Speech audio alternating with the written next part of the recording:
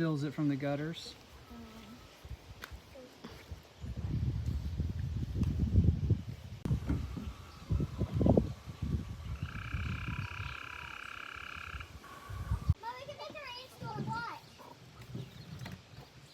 All right, here we have a homemade chicken water. It runs off of the gutter, feeds this 3-inch pipe.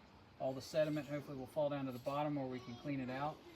And then you come down, fills up the rain barrel, goes down to the automatic waterers down here. Got a valve to turn it off. You got a union to take it apart, and then these automatically turn off once the water's full.